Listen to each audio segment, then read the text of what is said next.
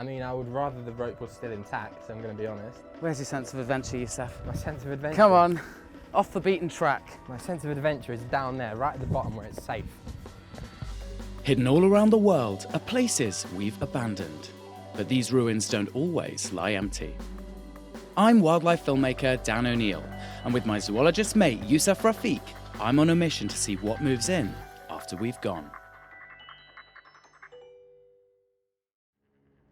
We're heading to Wales to explore the biggest abandoned site we've tackled yet. More than 700 acres of slate landscape, filled with abandoned quarries and derelict buildings that are creating new kinds of habitat. So this is the Vivian Quarry. You see that dolly there with the cart on top of it? That would have been used to drag materials across the quarry. And it looks like it's not that high off the ground right now, but this water didn't used to be here.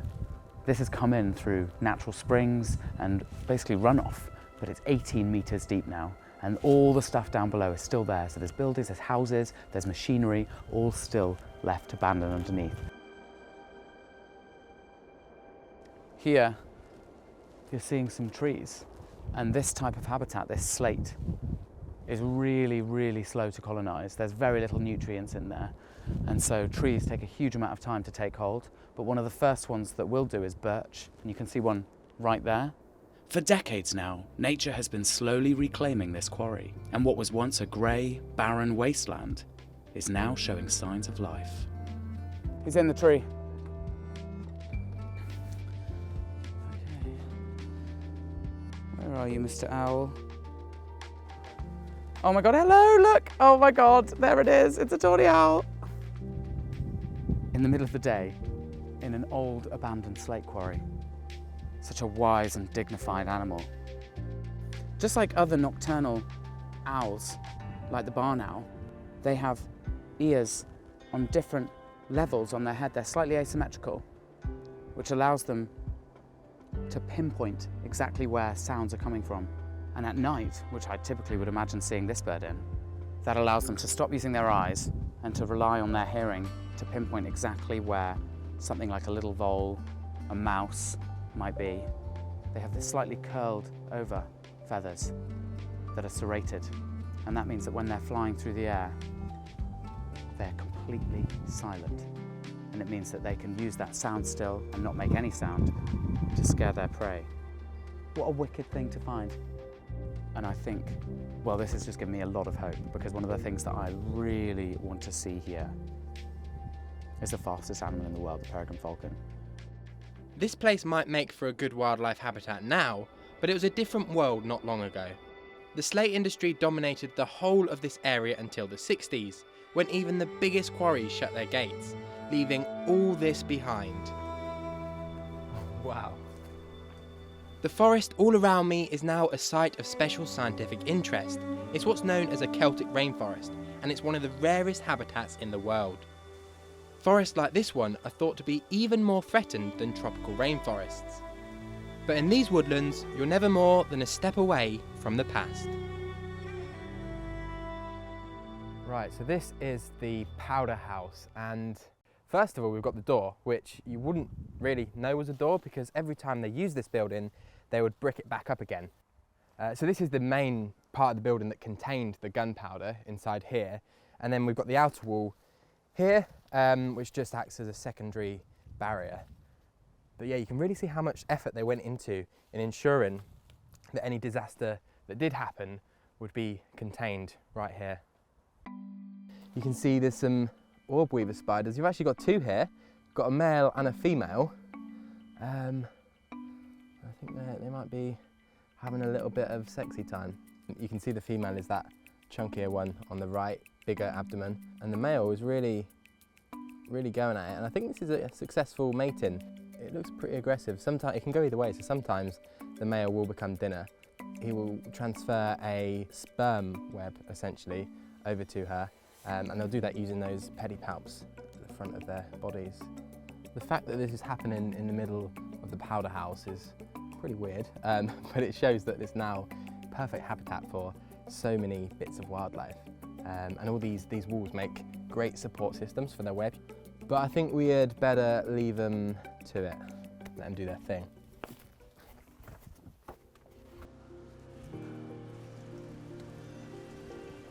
Just coming into a little crevice here as part of the old quarry, a big bar of slate there. And it's created this tiny little microclimate that is living up to that name of being a proper Celtic rainforest in here. And I think one of the main reasons it feels like that is that these forests in the UK and Ireland are one of the most important places in the entire world for the diversity of the bryophytes, liverworts, hornworts and mosses. These colonise and they set the ground for everything else to come forward. Amazing. Look at that. You can hear that water. It really sounds like we could be, a tiger could just walk past. There might not be any tigers, but there is one big mammal that has made itself at home. To find it, we're going to go to what's left of the Dinorwic Slate Quarry. The closer we get, the more we see traces of the workers who used to make this climb every day. Incredible, isn't it? They're so uniform and like organised all in a row. And actually, they're really small. It would have been 4 men to a house, with no running water and only a small coal fire for cooking and heating. These barracks were closed down in 1948, so other than the stone walls, all that's left now is the view. What a beautiful place to end the day. The amount of slate they must have got out of this mountain. Explosions were used and now it's been abandoned, but now we have this explosion of wildlife. I mean, it's very beautiful. That's the cheesiest line I've ever heard, Yussef. I thought it was poetry. I can't wait to come back tomorrow and Yeah. go higher up. Today, we're going up the steep sides of Dinorwic, once the second largest slate quarry in the world. It was left empty in 1969, but one resident never moved out from its rocky home, and they now have the entire place to themselves. Look, you can see the males here. Those horns are incredible. Yeah, they look like ibex, don't they? They do, yeah. When did they first arrive? Neolithic times, so like 10,000 years ago. So they really are relics of the environment. So Yeah. they were here before the slate quarry. Wow, that's so cool. Yeah. It's currently just at the end of the rutting season, so you know, towards the end of their breeding season. And what happens is the males will do this fantastic display where they will bump heads essentially at force, lock those horns and fight for the right to mate with the females.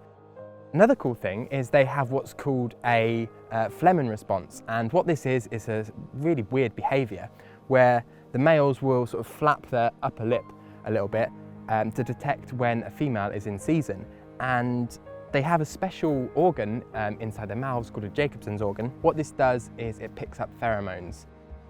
They're such incredibly agile animals. Like, it's incredible that this used to be a quarry, a very sort of man-made environment. Yet these guys are it's just perfect for them. That one is so majestic looking. He is the king of the mountain. Look at him. Look, there we go. The phlegm response. He's at it again. He's not done for the breeding season. Wow. Such a weird face that they pull. The goats clearly feel right at home in what's left of these buildings. Slowly but surely, the plants are beginning to reclaim this quarry, and the empty workshops are gaining new inhabitants. Wow. This place is huge. That's crazy, isn't it? Incredible. Imagine what it would have looked like with the roof on as well. So this is the old sawmill, Yeah.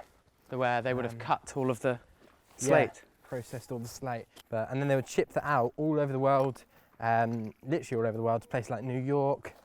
And these bits here are where the columns would have been to support that huge roof. Yeah. So let's just land on the wall. Look at that. Wow. Wait for him. Wait for it to land. Okay. He's in there somewhere. There. Okay, You got it? I don't want to hold him. Where is he? Okay, I got him. Okay. Beautiful. So green tiger beetle, they can fly really well. So these guys, as you can see from these huge mandibles, are ferocious predators.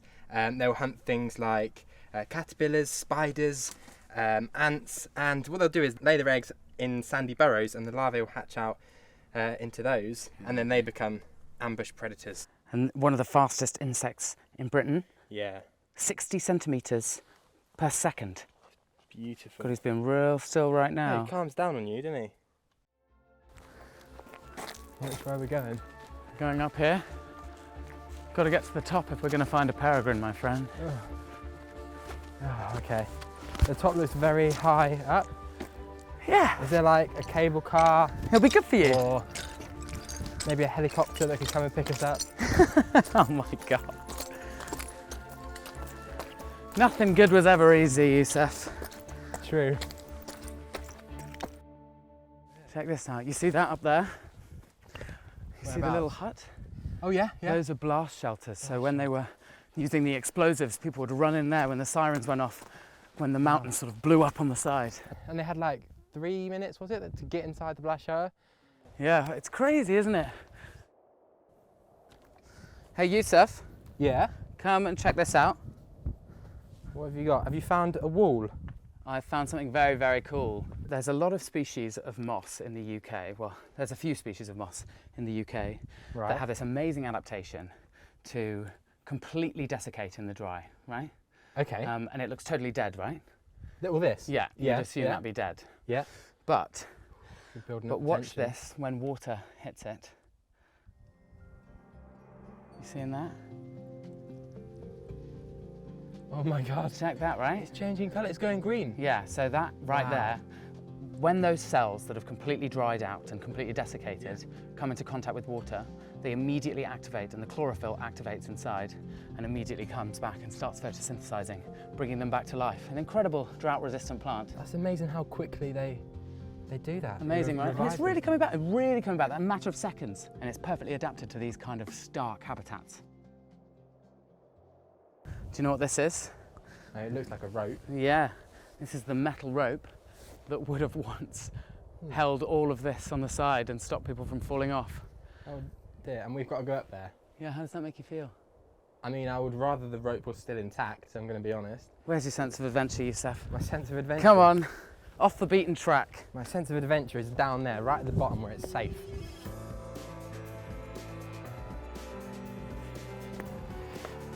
My thighs are starting to burn. Shame we're only halfway up. There are about 20 different levels on each side of Norwich, and we're heading to one of the highest. Turns out there's a lot of steps, and mountains are quite hard to climb. I'm just going to die right here. How you feeling, mate? Great, yeah. Yeah, I feel really, Ready for round two?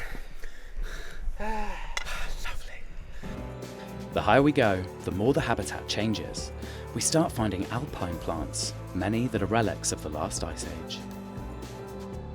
And I'm sinking into the ground. Goodbye. Oh my God. Okay, out we get. There we go. Lovely. Wow. Nice one. I think we're here. This is Australia Plain. Welcome to Australia. This is lovely. I love how they named them, like New York, California, depending on how high up they are. So we've gone to the furthest one in Australia. Imagine what this would have looked like before the slate mining. God, we do make a mess of things, don't we? Where are we heading now? We are going to a very special place. So this is we'll That find sounds very out. ominous. So this building here, we'll find out what they used it for. Oh God, Let that the sounds even suspense worse. build up. I'm not sure I want to find out. This building here, this huge building, is where they would have cut the slate. So this is where they would have done all the sawing. You can see all the machines. And if you actually look beneath our feet here, look, we've got the rail line. Oh wow, so like the slates collected all the way down there, goes all the way down on this train car, all piled up, and they would just grab them and cut them. And it's all the original stuff. You can actually see some of the saws here, the blades. So that's what they would have used to cut the slate. They would have used this to cut it into the rectangles, and then they would have done it. They would have used a chisel and a mallet to split it by hand. Are you enjoying yourself? Yeah, you're gonna cut me in half. No, I'm not, because you'll probably sue me. But you can imagine what the working conditions would have been like in here. I mean, right now there's no roofs; it's quite open air. You can imagine it would have been very enclosed. The sounds, the noises, the smells, the dust in the air. You've got some lichens forming. You've got life even in this abandoned building. Lichen is like in the iron. What's that? That was terrible. I know it was terrible and it will get cut, but I had to say it.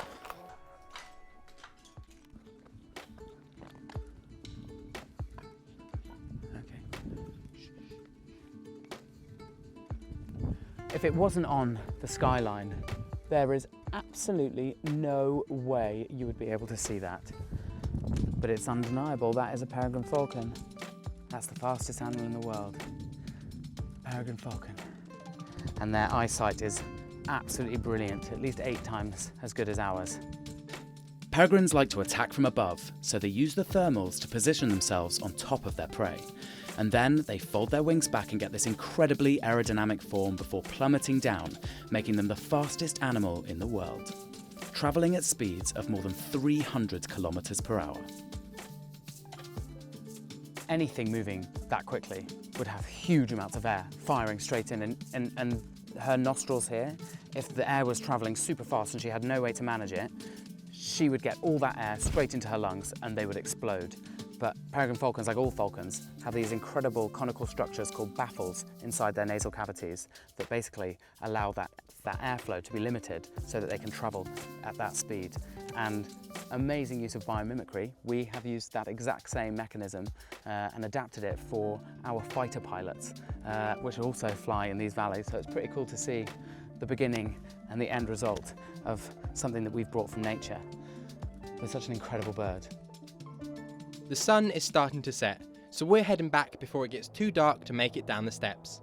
But we do have one more stop to make before we go, a cabane. Look at this, there's still just things from the past. It's really impactful. Got like a oh my God, look at frying this. pan. That's a boot. A boot. That's someone's actual boot. And old teapots. Yeah, because although this is like historic, it wasn't that long ago in the grand scheme of things. Like there are still people living today that would have worked here and relatives of those people. It's crazy to think. And you'd think that when these places go into disrepair, disuse, no one uses them anymore, they become kind of obsolete and unimportant. But this has now been turned literally a few weeks ago into a World Heritage Site with the same, you know, standing as the Taj Mahal, the Great Pyramids, because of its value. I think it's deserving. Well, on to the next. On to the next one.